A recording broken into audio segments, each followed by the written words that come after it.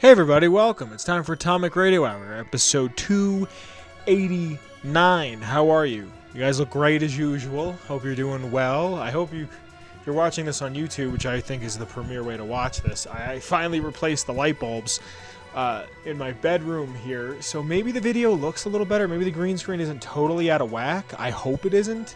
I'm trying to see it on the viewfinder, and of course everything's done in post-production, but I'm trying to look at it, and it looks a little more lit up. It doesn't look like how usually this side and this side look like two separate different greens, and I have to mess with it, and then, I get greened out.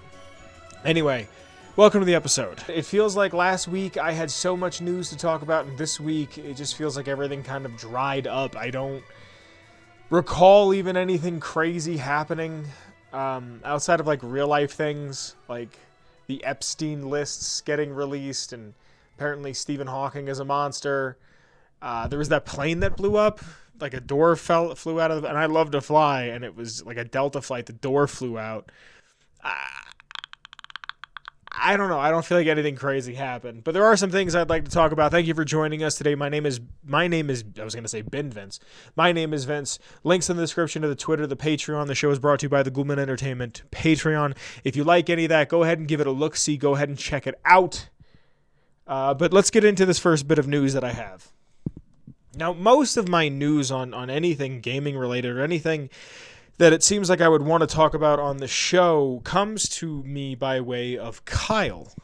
So Kyle sent me this from Fandom Twitter, at GetFandom. Fallout executive producer says the series, quote, exists in relation to the canon in exactly the same way all of the games do.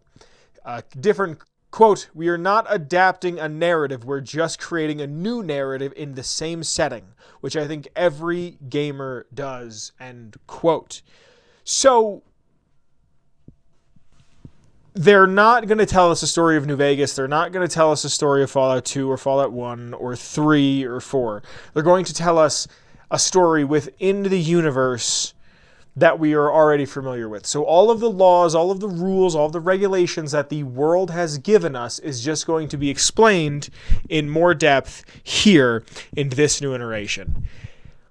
Which I don't like the way that's worded, only because it feels like it says that when I first read that, I thought each game is in its own continuity, which maybe for the first two kind of counts. And then New Vegas picks up the original, The Legend of Zelda has three different continuity timelines. There's one is Link as a kid, one is Link as an adult, one if Link wins, one if Link loses. There's a bunch of different, and then this one is also coinciding with this one. And then Breath of the Wild is its own continuity altogether. And that's what I kind of thought they were alluding to. I thought they were kind of alluding to that it was going to be its own continuity and its own thing, which would be interesting to see because as presumably the entire show takes place on the West Coast, but the Brotherhood have flying ships, and not just vertibirds, but Prydwen-esque vehicles. So what does that mean for the entirety of the Brotherhood?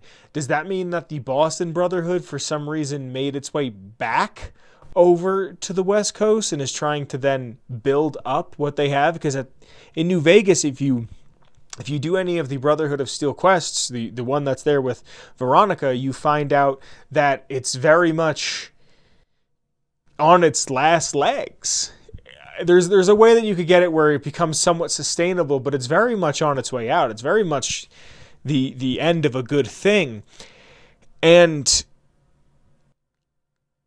does this mean that the East Coast Brotherhood that left the West Coast Brotherhood to then do its own thing then just comes back to become more of West Coast Brotherhood?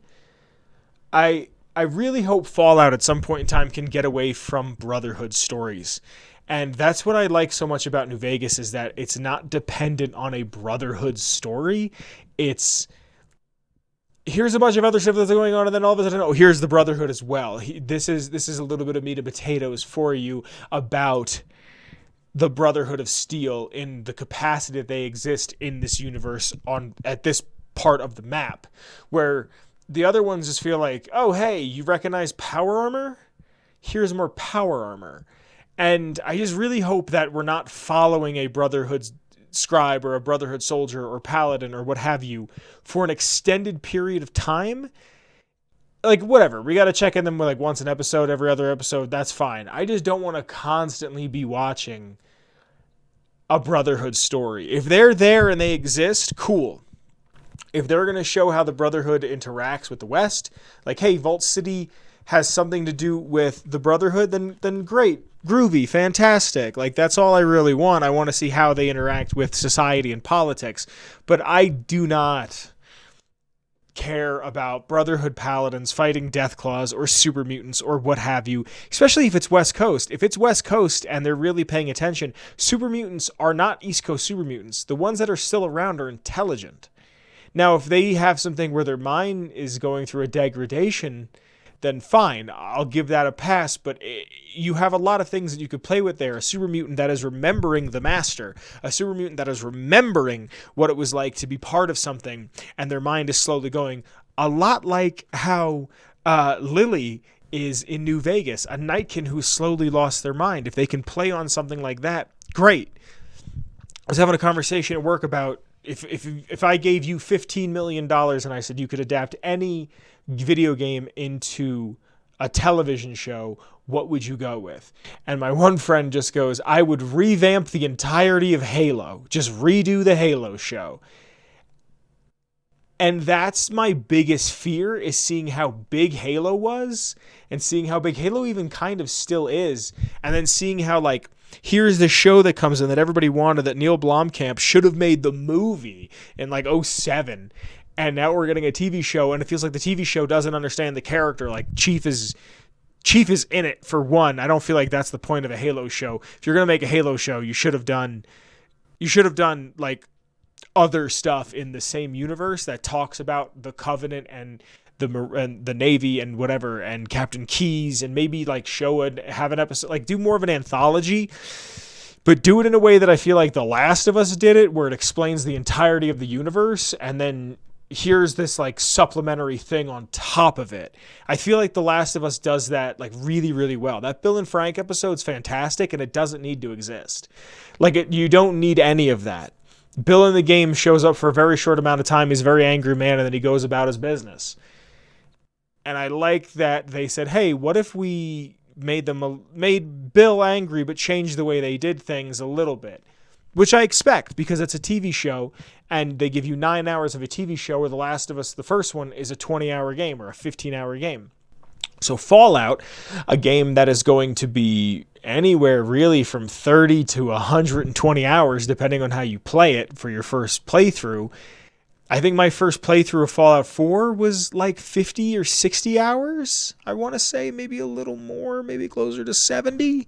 I don't remember exactly, but you know, if you want to go back and be like, okay, this is how long this takes, and we're going to get, say, 15 episodes, or let's say 12 episodes, and each one is 10 hours or an hour long. That's 12 hours opposed to a 9 hour, not even 9 hours, because The Last of Us, some of the episodes were longer and some of them were shorter.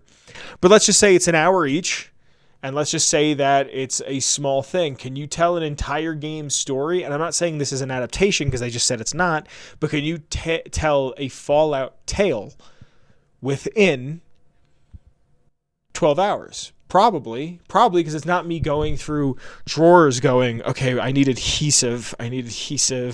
Is there ammo? Adhesive ammo bottle caps. It's what I'm looking for.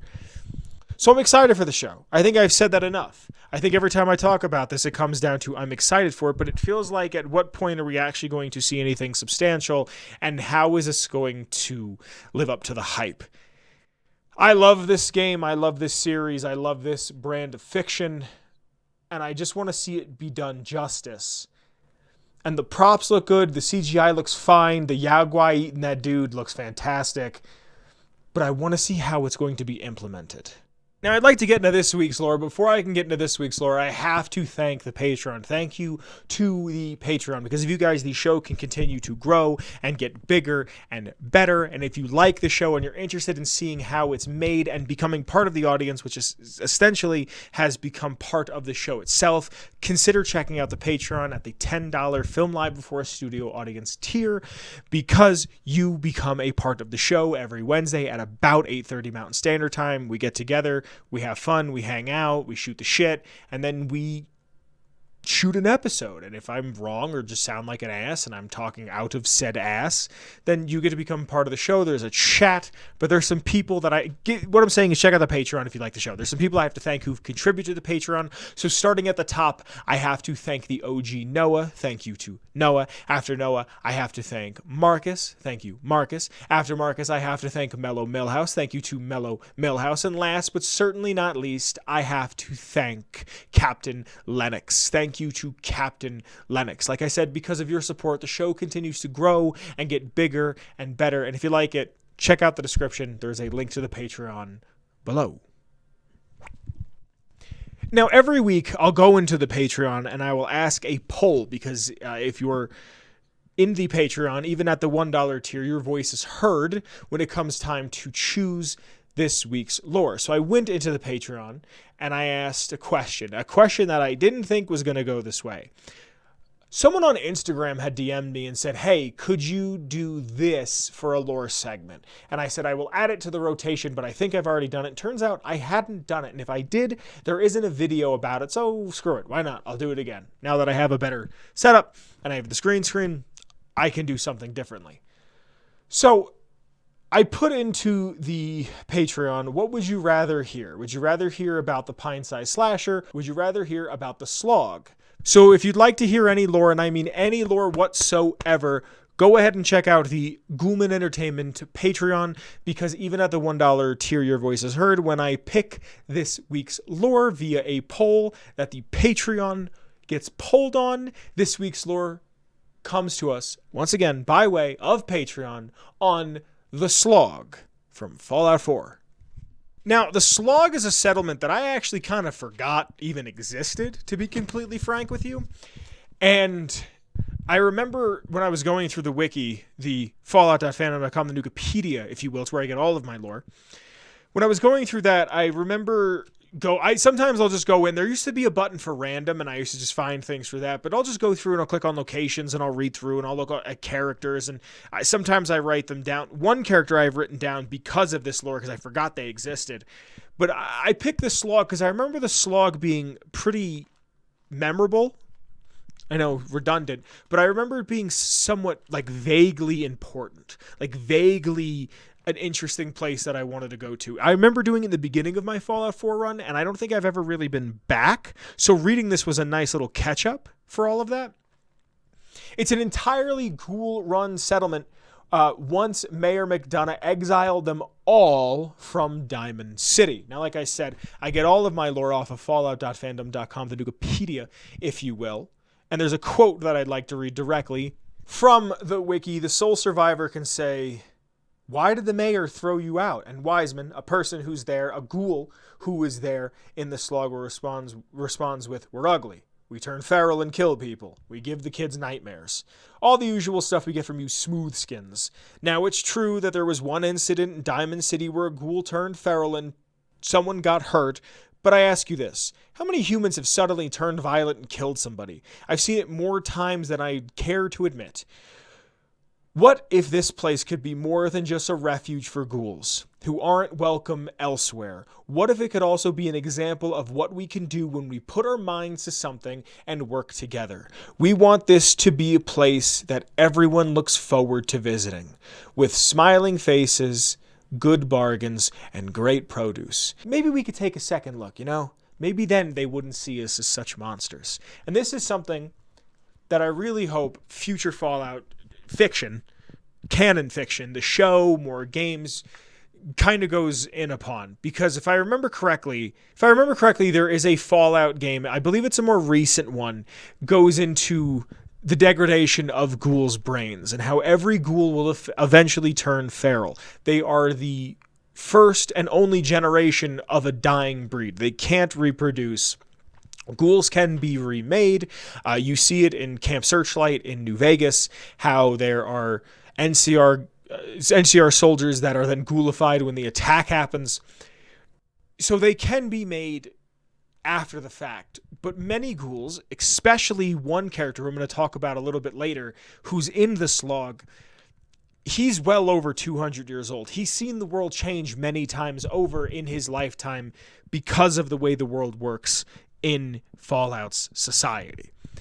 Because of this, I wish Fallout would really harp on that more. My dream in a game is that you get to play as a ghoul and the entire game changes if that happens. And I really hope that if that ability becomes present in the games, it's something that can hit me organically, that it's something I can just be walking around, I'm too irradiated, all of a sudden I go to shoot the gun and I notice that my hand's a little more wrinkled. And maybe I go into third person, I swing around, I've had a mask on, but I take my mask off and I see that my skin's starting to fall off. My beard isn't as full as it once was. It's a little more patchy. That's what I want to see. And I want to see how the world changes. And like, say I go back to my settlement or my vault, wherever the game starts, and the people don't talk to me the same. They don't look at me the same because I'm a ghoul. I want the world itself to be the character that shapes my character. Not just my action shapes my character, but the world does. And okay, yeah, you did that one quest that got you heavily irradiated. Maybe that's the contributing factor, because then you play this entire game with yourself of going, when did the world change for me? When was I was welcomed in this settlement, and then I was no longer welcomed in this settlement because of the way I look. No matter how high my charisma is, I can't get back in, and I want to because I really, really like that place. Things like that. And I appreciate whenever we get to see it, but there will come a time, and I have a feeling it's going to become sooner rather than later, where we're going to see ghouls the same amount we saw super mutants in New Vegas. It feels like it's only bound to happen. We're going to see people no longer existing, and to see that the slog is kind of a safe haven in Fallout 4, I'm surprised I don't remember it more. I'm surprised I wasn't more excited when I first found it, in my memories at least, that it's a safe haven for ghouls, because I love ghouls so very much. I think they're one of the most interesting groups of people in the Fallout universe. Now, the slog at one point in time was the Middlesex County swimming pools in the Commonwealth, and it is the only tarberry bog in all of the Commonwealth. The sole survivor can ask Wiseman the Slog, how did you come up with a name like that? And Wiseman will say, we didn't. It was the caravan traders who started that. I started this place a few years back, but couldn't think of a name for it. Then, one day, one of the traders pulls up after it had been raining for hours, and he says he's never had to slog through so much mud in his life. I asked him if it was worth it, and he said for the best tarberries in the Commonwealth, it definitely was worth it. Now, believe it or not, that's really all the wiki, the Nukipedia, fallout.fandom.com, the Nukipedia if you will, has on the slog itself.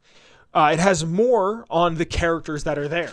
And there are 5 named ghouls that inhabit the slog, and then 3 miscellaneous just worker bees for the slog. The first one being Wiseman, who I've pretty much talked about, a very kind, soft-spoken gentleman who has taken up the responsibility of taking the slog into his own hands and building it up and wanting it to become more than just a farm, but a safe haven, a refuge, somewhere where ghouls can flourish, somewhere they can thrive. There's also Deirdre, a flirty settler and merchant of the slog, a woman who you could trade with. There's Jones, a farmhand at the slog, is quite upset about being kicked out of Diamond City, but doesn't really let that bother him. He'll have some interactions with Holly, another ghoul who is there, and she'll say, look, if we want to be respected by Diamond City, we have to produce the best tarberries the Commonwealth has. So he doesn't let his pettiness dig into his work. He focuses on what makes him happy, and that's growing the tarberries, and in turn he turns a profit, and then he can also provide for the other ghouls that are coming there to show the world that ghouls aren't just zombies, shufflers, brain eaters. Then there's also Holly, who I just mentioned previously. If Holly asks the soul survivor if she's looking good, and the soul survivor says she is, She will say the sole survivor is looking pretty damn fine, and then ask if she would ever date a ghoul. And I was thinking about it when I wrote that. I don't think that there is anywhere in the Fallout universe outside of New Vegas where you can hook up with a ghoul. You can date a ghoul. You can have a relationship with a ghoul. I remember you can have sexual relationships in New Vegas with ghoulstitutes, as I always like to call them, the ghoul prostitutes, but not so much. Can you really do that? I mean, for Hancock, I guess, if he's like near you and you have a good relationship with him. I'm not a huge fan of romancing your companions. It's neat that it's there, but I don't need it. Do whatever you must, do whatever you will. But it's something that got me thinking. It's another thing of like, I want to be able to explore these characters, not just like that, but explore what makes them tick. And I think it'd be neat if you could have some sort of a relationship that isn't a companion, but is someone you continue to go back to, kind of the way Skyrim did it. Like an NPC that kind of lives in your house or something. Or maybe it's just someone that you go see every now and again. I think that'd be really, really interesting. And finally, we have Arlen Glass, a character who I completely forgot existed. And I'm not going to go too much into who he is. I'm going to give you the basics of who he is. But I would like to do a lore segment on Arlen Glass to the point where I've written his name down, and I think I'm going to put him in next week's poll. Arlen Glass is the co-founder of Wilson's Automatoys and the lead designer up until October 21st of 2077. This is the creator of the Giddy Up Buttercup, which made hundreds of millions of dollars in profit, even though each Giddy Up Buttercup was $16,000. He has a tremendous backstory. He just wanted to make children happy. He just wanted to spread joy with the world. He just wanted to show everybody that there was still a little bit of magic left in the world. And there's a beautiful irony to the person who should have the happiest job just being miserable. And I don't really remember his quest. I remember doing it. I remember this being like, again, one of the first things I did and being like, damn, wow, okay, cool. I'm invested. And I remember collecting Giddy Up Buttercups for him. That's all I'm really going to say. Because like I said, I'd like to do an episode on him. I'm either going to do, I think next episode we're going to do it on a character. So I'm going to put him and somebody else from probably New Vegas in the poll for the lore. But a very, very interesting character. Again, I like to see what happened to a man who was once a human and is now a ghoul man. I'd like to see what happened to them after this goes off, after the events have transpired that create the world in such disarray. It's such an interesting thing for me to see, and to see a man who, again, is the man who made happy. He's the man who invented things for children to play and have fun with. To see all that, and then it's all gone because of greed. It's just interesting to me. That's all I really have on the slog and its inhabitants. I hope you enjoyed, because that is this week's lore. After these messages, we'll be right back.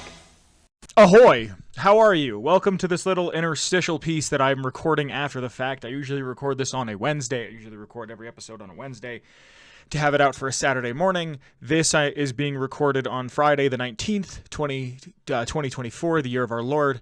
And just in my own luck, it happens to be that after I record something else happens that I have to talk about. So what I'm about to show you is the Bethesda published. Let me see if I can see this.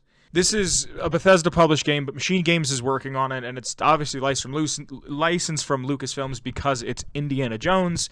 The full title is Indiana Jones and the Great Circle. I will be 100% honest with you. I do not enjoy Indiana Jones myself. I didn't grow up with it. I barely grew up with Star Wars. But I didn't grow up with Indy. If I remember correctly, Todd Howard has his hand in this. He might be directing it in some capacity or something.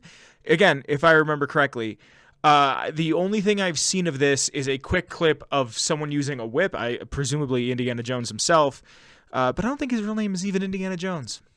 I always made the joke that the reason I don't care about Indiana Jones is because I'm not collecting AARP benefits. Something about this always just seemed like something for old men to me, which I know is funny being an old man.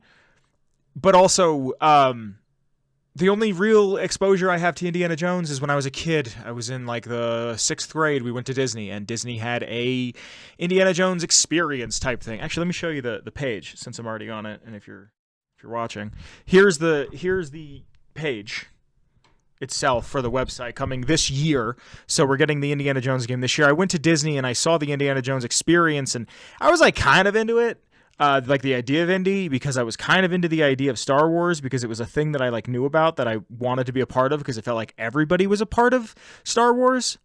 But I remember there was like a point where the guy was like directing, and he's like showing the guy who we see who's talking to us, like showing him the hand movements. And I remember that really upset me as a kid. And I don't know why. I think it was because it was just like, I assumed that this person knew what they were doing, and it seemed like they didn't, and that this person was showing them. That's the only thing I remember, that and the famous boulder chase piece. So without any further ado, we're going to get right into an executive produced by Hall of Fame game designer Todd Howard. So Todd is in this. So we're going to get right on into this. I'm going to give my own commentary and talk about what I would like to talk about. I think it's very funny that Dracula Flow is just right here. I watch this at the gym all the time. My track logs sound like Game 7. Let's start this video. Let me put it... Oh, it's already in higher quality. Let me tell you what you are missing, Dr. Jones. So what I did read is that this takes place in 1938, which, if I am correct, and I think I am, Indiana Jones like takes place around like Nazi stuff. Again, I've never seen them, but this is a Bethesda-published game that has hype around it because Todd is working on it in some capacity.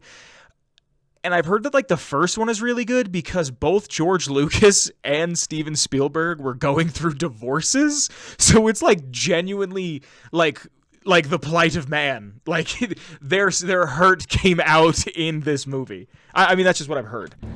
Dr. Jones. While you were playing your pointless game, I was playing. Seeing Nazis, and I might have to censor that word depending on when I put this in, or just in general because YouTube doesn't like it anymore. I want to see more World War II games. I feel like growing up, it was only World War II games. Call of Duty 4 came out, and then all we saw was modern warfare type games without trying to use another Call of Duty title. But I would like to see more World War II games show back up. The only thing I can think of that really is still doing it is Sniper Elite. You. You're wondering if maybe you should have built yourself a life of meaning. Pausing again, because my question with Indiana Jones is it like the original Star Wars, where if you realize that it's like a goofy kids movie, then it's fun, and that the later stuff took itself too seriously? Like, is that the feeling of Indy that I should go into it, or is it by the time you get to the 5th one, it just depicts Harrison Ford as this like all-around badass old man who's 90? Instead of ending up here, dead and forgotten in the sense of Africa. He's going to say Africa, and I have the subtitles on. I want to see more World War II stuff about Africa, because the Germany invaded Africa, and I feel like we never hear anything about it. North Africa. That looks like Harrison Ford. That's a really good model. This is presumably being built for Series X. That's a fantastic model. Wow. You like nothing. Wow.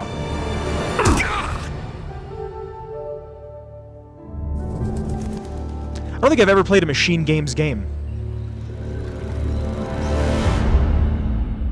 There he is. There's our boy.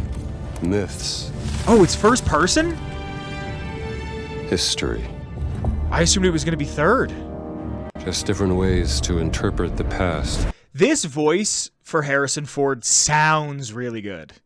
Like, it sounds like a decent Harrison Ford. Like I said, I've never really seen an Indiana Jones movie, but I've seen, like, him on Conan.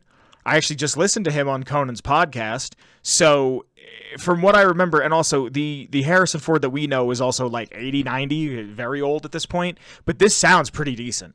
It's probably Troy Baker, because it's always Troy Baker. But it sounds really good.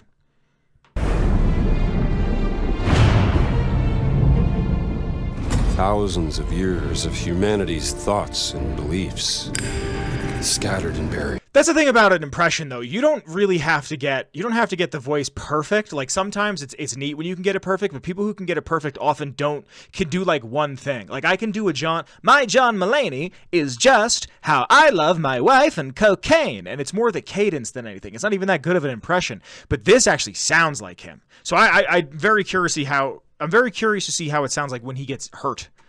Or when he has to do things that, like, you don't think normally in this type of voice. Because even though it sounds close to it, what I'm getting at is it's mostly the cadence. It's mostly the cadence of how people talk that is the impression. You don't have to sound dead on, you just have to be close. Unless you're like Jim Carrey. Just waiting to be found. See, I think it's interesting that just run away from your problems. I think it's interesting that the cutscenes presumably are in third person, but the game, from everything we've seen so far, has been in first. Indiana. Watch me. See, was that gameplay in third person, so I just go from first to third? What other game does that? Do I just go from first to third back and forth like that? Ooh, stealth mechanics? Alright, Wilhelm scream, whatever. But let's just go back a second. Oh, wait, that's volume? Why is that volume? Throughout history... I went forward for some reason? Watch me.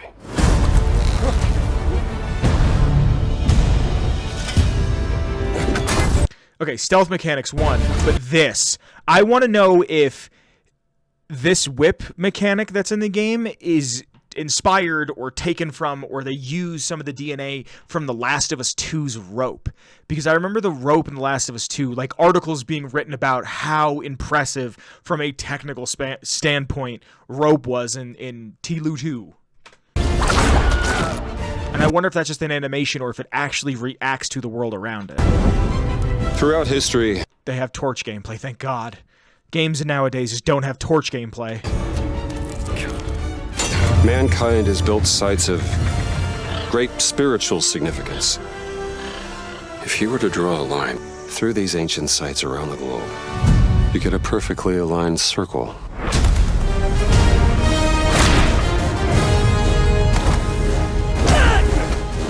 See, this seems slow. Why do these Nazis, presumably Nazis, not have guns? They don't have little pew-pews? Like, Hitler wanted the entire army to have, like, pistols. He was like a madman. He was like, I want all of my men to have one pistol. And they were like, Adolf, maybe that's not gonna work. Maybe we want pistol. Like, the only reason they have the gun that they have, I think it's like an MP40, is because Hitler goes, yeah, it looks enough like a pistol.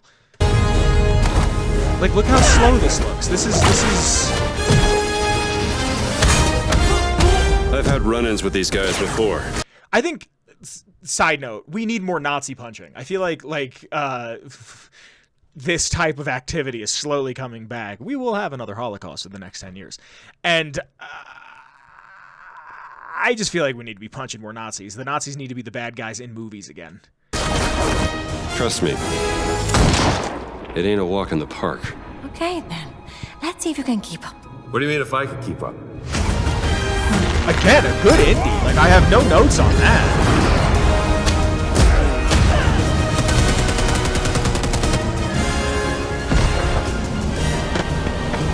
Looks like maybe Berlin or London. That's fun. Probably not Berlin. Maybe. Patron of the fallen angels. Protector of the Circulimani. Oh, God. The Great Circle.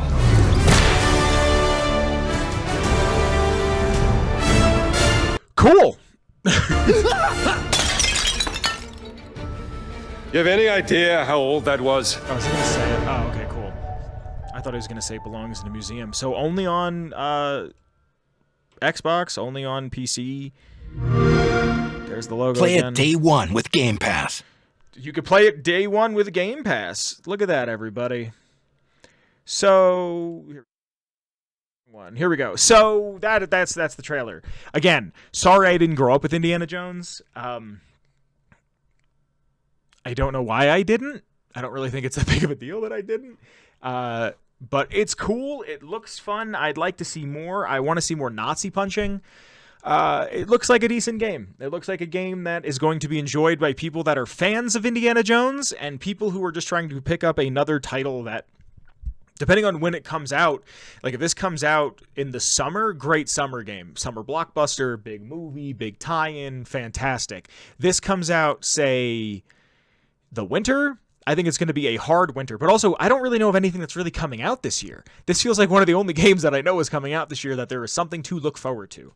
In the description, in the comments below, let me know what you're thinking. I want to know how you feel about Indiana Jones and this game, and if it's necessary, and what your hopes are for it. Thank you. Here is the rest of the episode. I'm moving like Oppenheimer. She dropped that ass on me from an egregious angle. Hey guys, segment 3. This isn't anything crazy game related, anything news related. It's just, as the new year has gone on, I wanted to talk about like the power of communication. About 30 minutes ago, actually, what time is it? No, probably about an hour at this point. I just had like a really, really nice conversation. And I don't know if you guys have ever heard this, and I try to tell everybody this, but anytime a conversation is happening, there's 6 people talking. If I'm speaking with you, there's 6 people talking. There's who I am, who I think I am, and who you think I am. And then the same goes for you. So anytime you get more than 2 people talking, it kind of gets a little confusing. And I don't know how that applies to a podcast setting, because it's very much me talking to you guys, and you guys just sitting there going, yes or no, or he's an asshole. And I don't know where you sit in that assumption or that understanding or what have you. But I just, I got out of the car that I was having a conversation in, and just,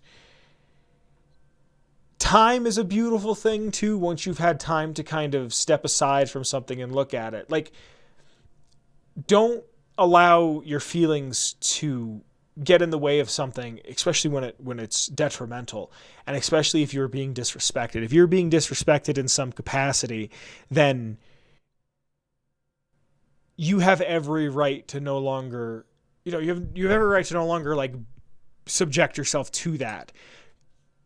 But you're going to still have a feeling towards that situation, be it positive, be it negative, be it neutral, be it anything. Just, I have a feeling that this year, for me, I have a feeling it's going to be a good year. And I have a feeling that this year is going to be a lot based on communication, about the way we speak to each other, about the way we understand each other. I feel like a lot of what I said a couple episodes ago, if it wasn't last week, I don't remember, is so much of talking to who we were as children and saying, hey, it's okay, buddy. Like, it's okay. I know. Like, I know that hurts. Like, I know that's what that comes from. Being alive is the hardest thing we can do. And it's so hard to maneuver through our own thoughts and our own communication, our own way of speaking to one another, that, you talk to somebody and they're like, well, I went to school for communication. And it's like, yeah, I get that. But just because you read a book doesn't mean you know everything about it. You might know a different way to approach this. But how much, if I sat down and talked to one new person every day versus you read a book for 2 years and we both did that the same amount of time, who really knows more about communicating with others? And I think the biggest part about communication is everyone says communication, and then they think, okay, well, I have to talk. 90% of communication is listening to another person, is to understand another person's perspective. I've said it on here before, and I'll say it again.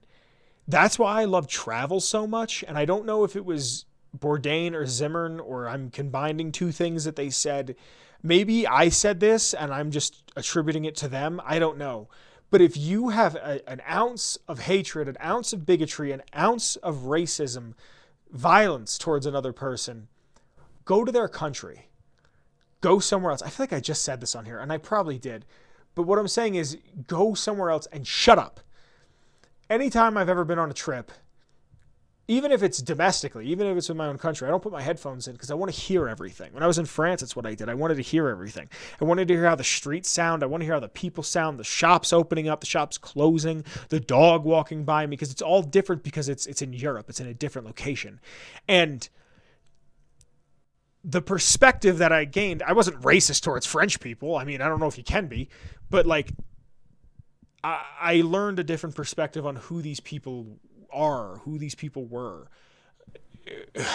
I became friends with a guy just because we both like skateboarding, and we became friendly, and we would talk a little bit here and there on Instagram, like little things like that.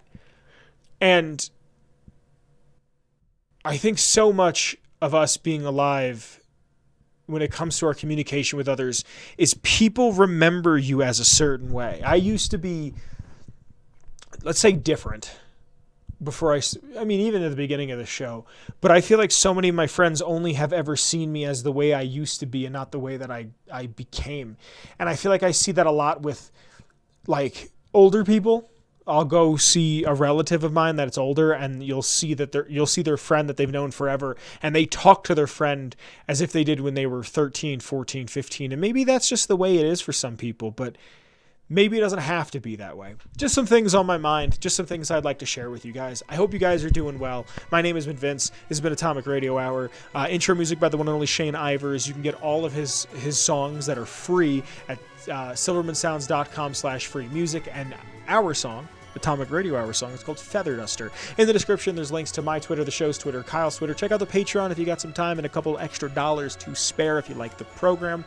It is never mandatory, but always appreciated. Down there is also a link to the Redbubble, as well as the Twitch and a bunch of other fun stuff.